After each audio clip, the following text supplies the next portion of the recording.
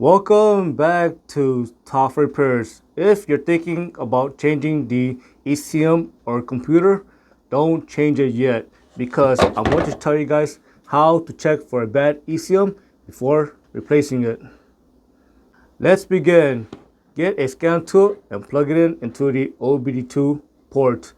Next, look at the scan tool. If you're getting U codes, then it is possible that the computer is faulty. Also, if your scan tool is unable to communicate with the computer, that could be a sign that the computer might be bad. Next, check the ECM or computer fuse. If the ECM or computer fuse is blown, go ahead and replace it. One way to check if the ECM is working properly is to check the 5-volt reference. First, get a multimeter and check the potentiometer on your vehicle. So the potentiometer is going to be the TPS sensor and the accelerator pedal position sensor. So what you want to do is you want to take the test lead and connect it to ground. Then you want to take your positive test lead and check the 5-volt reference.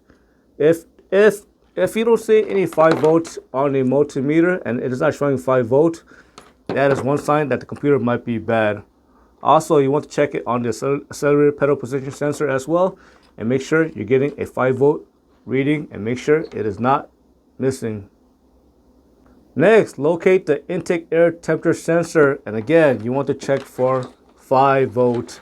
You want to back probe it and make sure you're getting 5 volts in one of the wire.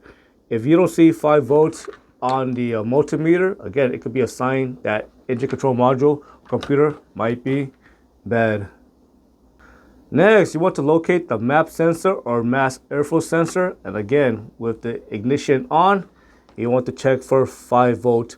One of this wire should show 5 volt. If 5 volt is missing, again, you might actually have a bad engine control module or computer. It is important to check multiple sensors to make sure that the 5-volt reference is not missing. If 5-volt reference is missing, again, you might have a bad computer. So next, you want to check the 5-volt reference on the camshaft position sensor and on the crankshaft position sensor. Again, you want to check for 5 volts on one of the wire. So make sure you continue checking for 5-volt reference on every single sensor.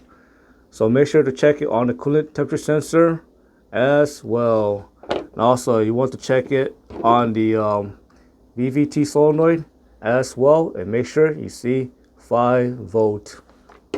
The computer can fry for many different reasons. For example, let's just say you're checking the fuel injector and you're using a NOI light, and if you accidentally touch the 2 wire together or 2 connector together, it can short out the computer.